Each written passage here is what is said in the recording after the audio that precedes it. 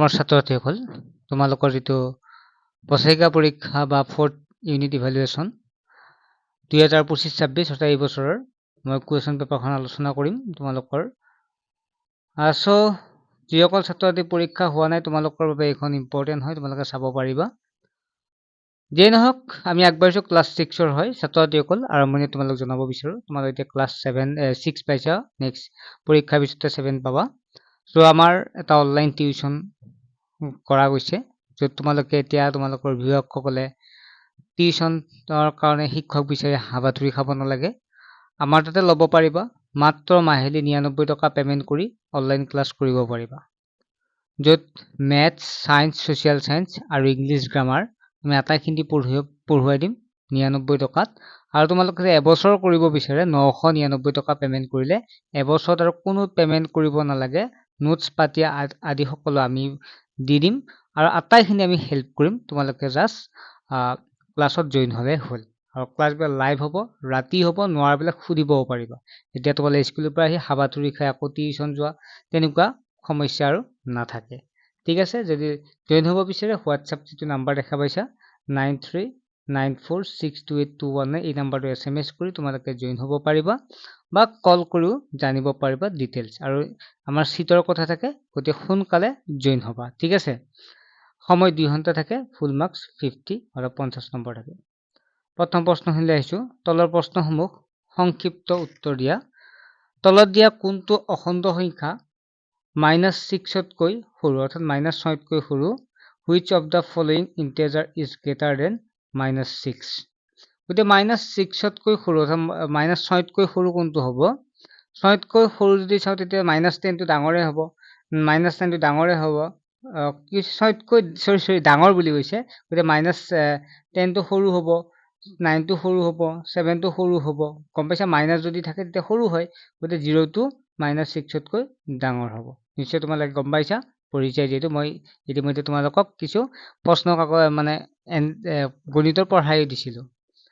মান নিৰ্ণয় কৰা, ইয়াত কি দি আছে? -5 + 3। গতিকে চোৱা, -5টো ডাঙৰ আৰু 3 আছে, গতিকে 5ৰ পৰা 3 গ'লে কিমান থাকিব?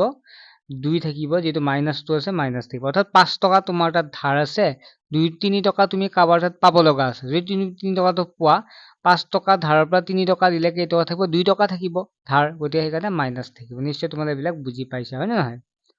গতিকে -2 হ'ব ইয়াৰ শুদ্ধ উত্তৰ। নেক্সট হৈছে যে the additive integer of -9 is -9ৰ যোগাত্মক বিপৰীত সংখ্যা কিমান হ'ব? যোগাত্মক বিপৰীত বুলি কওঁতে মাইনাছ থাকিলে প্লাছ হয়, প্লাছ থাকিলে মাইনাছ হয়। গতিকে -9ৰ যোগাত্মক বিপৰীত +9 হ'ব ইয়াৰ শুদ্ধ উত্তৰ। যদি আমাক ইয়াত এনেকুৱাকে দি দিয়ে যে -3ৰ যোগাত্মক কিমান হ'ব? +3, তেনেকুৱা। ঠিক আছে, মাইনাছ থাকিলে প্লাছ, আকৌ যদি +3 দিয়ে -3 হ'ব এনচাৰ। শূন্যৰ আগৰ সংখ্যাটো কি হ'ব? শূন্যৰ আগৰ সংখ্যা -1 হ'ব।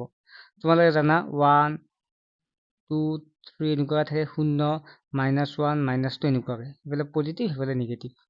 গতিকে -1 হ'ব ইয়াৰ শুদ্ধ উত্তৰ।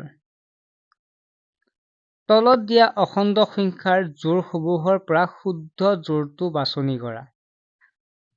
তলত দিয়া অখণ্ড সংখ্যাৰ জোড়টোৰ পৰা শুদ্ধ জোড়টো বাছি উলিওৱা। ইয়াত জোড়টো মানে কি আছে, কোনটো ডাঙৰ দি আছে? চোৱা, এইটো যদি আমি চাওঁ তেতিয়াহ'লে -7টো ডাঙৰ বুলি দিয়া আছে, চিনটো দিয়া আছে, হ'ব নেকি? এইটো নহয়। গতিকে ইয়াত চোৱা, চিনটো যোনফালে ডাঙৰ দিয়া থাকে সেইফালে হ'বনে? নহয়, এইটোও নহয়।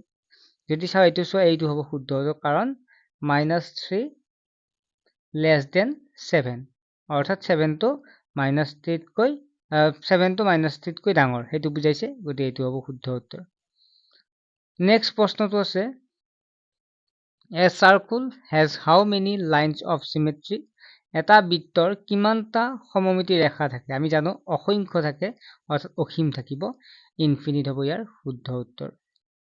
তলৰ কোনটো আকাৰৰ কেৱল এটা সমমিতি ৰেখা আছে? তলৰ কোনটো আকাৰৰ কেৱল এটা সমমিতি ৰেখা আছে? গতিকে ইয়াত যদি চাওঁ, বৃত্তৰটো অসীম সংখ্যক আছে, আয়তৰ 2টা আছে, বৰ্গৰো তেনেকুৱাকে আছে, হয় নহয়, বেছিয়ে আছে। কিন্তু আমি যদি চাওঁ তেতিয়া সমদ্বিবাহু ত্ৰিভুজৰ মাত্ৰ কেইটা থাকে? এটা সমমিতি ৰেখা থাকে। এটা আয়তৰ কিমান সমমিতি ৰেখা থাকে? 2টা থাকে। ঠিক আছে, আয়তটো এনেকুৱাকে আয়ত নহয় নে, এফালে এনেকুৱাকৈ ৰাখে, এফালে দুডাল থাকে, হয় নহয়? নেক্সট প্ৰশ্নটো চোৱা তোমালোকে, which letter has no line of symmetry? কোনটো আখৰত কোনো সমমিতি ৰেখা নাই? গতিকে ইয়াত চোৱা এটো সমমিতি ৰেখা আছে দুটা, C2 আছে, এনেকুৱাকৈ ভাগ কৰি দিব পাৰো, E2 এনেকুৱাকৈ ভাগ কৰি দিব পাৰো, G2 আমি পাৰো নে? নোৱাৰো। গতিকে G2 হ'ব শুদ্ধ উত্তৰ, এটাও ৰেখা নাই। এটা বিষম বাহু ত্ৰিভুজৰ কিমানটা সমমিতি ৰেখা থাকে? বিষম বাহুৰ ত্ৰিভুজৰ ৰেখা সমমিতি ৰেখা 0 হ'ব, 0। নেক্সট হ'ল সেকশন বি আছে, fill in the blanks, খালি ঠাই পূৰণ কৰা। Align the divides of figure into two equal halves in is called. এটা চিত্ৰত সমান দুটা ভাগত বিভক্ত কৰা ৰেখাক ডেশ বোলা হয়। এইটো তোমালোকে কমেন্ট সেকশন জনাবাচোন কি হ'ব ইয়াৰ শুদ্ধ উত্তৰ। শূন্য ধনাত্মক নহয় আৰু ঋণাত্মকো নহয় হ'ব ইয়াৰ শুদ্ধ উত্তৰ। ঠিক আছে, ঋণাত্মকো নহয়। এটা চিত্ৰক দৰ্পণ প্ৰতিবিম্বৰ ডেশৰ দ্বাৰা পোৱা যায়। তোমালোকে কিতাপখন চাবাচোন, মোৰ তাত কিতাপখন বৰ্তমান নাই, এইটো এনসাৰটো মই তোমালোকৰ বাবে ৰাখিছো। -1, -2, -3 কি বুলি কোৱা হয়? ঋণাত্মক অখণ্ড সংখ্যা বুলি কোৱা হয়। এটা বৰ্গৰ ডেশটা সমান বাহু থাকে। এটা বৰ্গৰ কেইটা সমান বাহু থাকে? 4টা সমান বাহু থাকে। যে সঁচা মিছা বাছি উলিওৱা। এটা বৃত্তৰ কেৱল এটা সমমিতি ৰেখা থাকে। এটা বৃত্তটো অসীম সংখ্যক সমমিতি ৰেখা থাকে, এটা বৃত্তৰ কেৱল এটা সমমিতি ৰেখা থাকে, এইটো ভুল। প্ৰতিফলন সমমিতি সৈতে সম্পৰ্কিত, এইটো শুদ্ধ। বিপৰীত পূৰ্ণ সংখ্যাবোৰ 0ৰ পৰা সমান দূৰত থাকে। বিপৰীত পূৰ্ণ সংখ্যাবোৰ 0ৰ পৰা সমান দূৰত থাকে, শুদ্ধ। তাৰপিছত 0 is a positive integer, অৰ্থাৎ 0টো এটা ধনাত্মক অখণ্ড নহয়, কাৰণ 0টো ঋণাত্মক ধনাত্মক একো নহয়। ঠিক আছে, ধনাত্মকো নহয় ঋণাত্মকো নহয়। দুটা ঋণাত্মক অখণ্ড সংখ্যাৰ যোগ সদায় এটা ধনাত্মক হয়, এইটো মিছা, কাৰণ যোগ বুলি ক'লে নহয়, পূৰণ হ'লে হ'লহেঁতেন। নেক্সট হ'ল সেকশন চি, সমমিতি ৰেখা কি? তাৰপিছত সমমিতি ৰেখা নথকা এটা চিত্ৰৰ নাম। তোমালোকে জানা সমমিতি মানে যাক সমানে ভাগ কৰিব পৰা যায়, এটা কিমান সমানে ভাগ কৰিব পৰা যায়, সেইবিলাক সমমিতি ৰেখা। সমমিতি ৰেখা নথকা এটা চিত্ৰৰ নাম। সমমিতি ৰেখা নথকা চিত্ৰৰ নাম কি হ'ব পাৰে তোমালোকৰ? আমি মাত্ৰ পালো যিবিলাক সমবাহু ত্ৰিভুজ, বিষম বাহু ত্ৰিভুজ হ'ব, যাৰ সমমিতি ৰেখা এডালো নাই। ঠিক আছে, নেক্সট হ'ল বি আখৰটো সমমিতি ৰেখা আঁকা, বিটো এনেকুৱাকে সমমিতি ৰেখা এনেকুৱা হ'ব, দুডাল হ'ব। আটাইতকৈ সৰু পূৰ্ণ সংখ্যাটো কিমান হ'ব? 0, স্বাভাৱিক সংখ্যা 1 হ'লহেঁতেন। এটা সমবাহু ত্ৰিভুজে কিমানটা সমমিতি ৰেখা আঁকিব পাৰি? 3ডাল। ঠিক আছে, এটা সমবাহু 3ডাল সমমিতি ৰেখা আঁকিব পাৰি। অখণ্ড সংখ্যা যোৰ পৰিচয় কি? ধনাত্মক সংখ্যা। দুটা সমমিতি ৰেখাৰ এটা চিত্ৰ আঁকা, দুটা সমমিতি ৰেখা থকা। আমি এইমাত্ৰ দুটা সমমিতি, এইবিলাক এনেকুৱাকে আঁকিব পাৰো, এনেকুৱাকে আঁকিব পাৰো। ঠিক আছে, নেক্সট হ'ল মান নিৰ্ণয় কৰিব দিছে। তাৰপিছত কৈছে অশোক চক্ৰৰ কিমানটা সমমিতি ৰেখা আৰু কিমানটা ঘূৰ্ণন সমমিতি থাকে। সংখ্যা ৰেখা ব্যৱহাৰ কৰি -4 আৰু +3 তুলনা কৰিব পাৰে তোমালোকে। -120 পৰা 142 বিয়োগ কৰা। -6 আৰু 6ৰ মাজত কিমান +6ৰ কেইটা অখণ্ড সংখ্যা আছে লিখা। 20 নম্বৰ লং এনসাৰ কুৱেশ্যন। এটা